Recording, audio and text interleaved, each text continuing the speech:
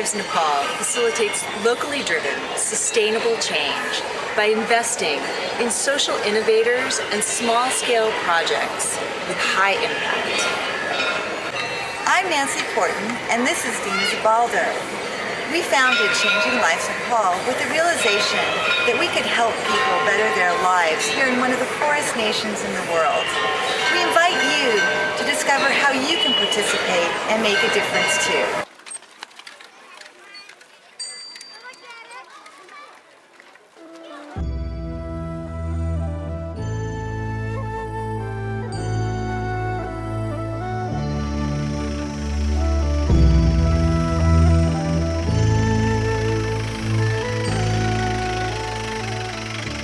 So it all started in 2001 when we had finally determined that tea was an appropriate cash crop for the area. The way that we did that was Parsu and about 5 other guys from this area went up to a place above the district headquarters where they knew it was really poor, the land was not very good for growing anything, and they started just talking to farmers, and while they were there, they noticed that there were tea plants near people's houses just for personal use. We started asking farmers about that, and then they got soil agronomists to come up, test the soil, and determine whether or not it was suitable for tea. And when he said it was actually really good for tea, they knew that they were going to be able to take land that could barely grow millet and turn it into valuable land for a cash crop. This is Kaman Singh Rai, and he's a tea farmer in this area. He's also had cardamom planted, and he's talking about how cardamom in the whole area is dying off. People may face starvation if there's not some other kind of cash crop that comes into this area. They used to have corn planted, but it depleted the soil, and then the soil lay fallow for a while. Then they planted cardamom, and cardamom was a high-yield cash crop for a number of years until it started dying unexpectedly. And now when it dies, it doesn't grow back. This whole area has been heavily planted with cardamom, but it's been dying off, and they're looking for something that is going to earn them enough money to eat in the future. Many years ago, in this area, 3-4 people just they have planted cardamom, but now nowhere is this now. All covered with cardamom. In the future, same way this tea plant will cover whole area. Cardamom is a really high value cash crop. Yeah. But when people first planted cardamom in this area, did they know they were going to make a lot of money off of that? No, just they brought from different places, and then people laughed at, oh, this is nonsense and crazy thing. They thought it was nonsense. It was nonsense. crazy. And at that time, just 2,400, 3,000 rupees per month. People were making less than $50 a month on it. Right. Now they can make $30,000 a month. And when people first planted tea, was there much support for that? Now it's supporting people because it is also cash crop. It is valued. Now they understand about cash crop. So increasing, expanding the area. We don't need to go anywhere to bring the saplings.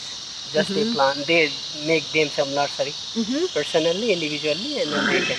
Right. So they make the nurseries here, they grow the saplings, they sell the saplings, other people buy them to plant. Although maybe they didn't think tea was going to make much money to begin with, now they can see other farmers making money from it. Part of what Kaman Singh is saying is that tea is really the best alternative that they have for the future in this area. The land is very suitable for tea. Experts have talked about how tea will grow here very well, and they can do much better farming tea than they can trying to farm some kind of subsistence agricultural crop. In my village there, we call another tool, Gurungaon tool. In this year, 6,000 saplings. And next year we have 25,000 saplings ready for next year. We have stocked that Personally, right. So personally, Kaman Singh has 25,000 saplings ready to plant for next year after the 6,000 he just planted for this year. And you can see that people here think tea is going to be the future cash crop and earning of the area. So all of this is your tea here? Yes. How long ago did you plant it?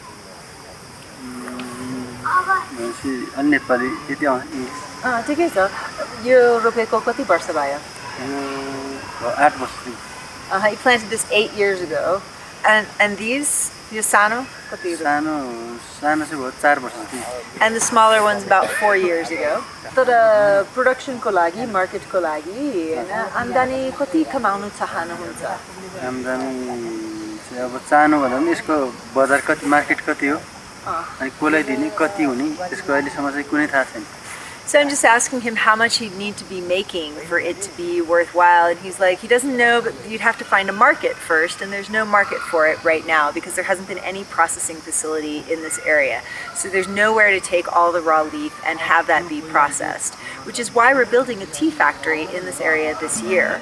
In the long run, we are installing mini processing unit, and after that, people will begin to harvest their tea for about 8 months a year, and they will have regular income through tea. The green leaves they sell have higher price here, about 40 rupees per kg. If one farmer has one ropani, which is a small plot, then they can earn about 2 or 3,000 rupees alone by selling green leaves. If they have ownership in the factory also, they will have double benefit. When they expand their farm, the income will also be increased.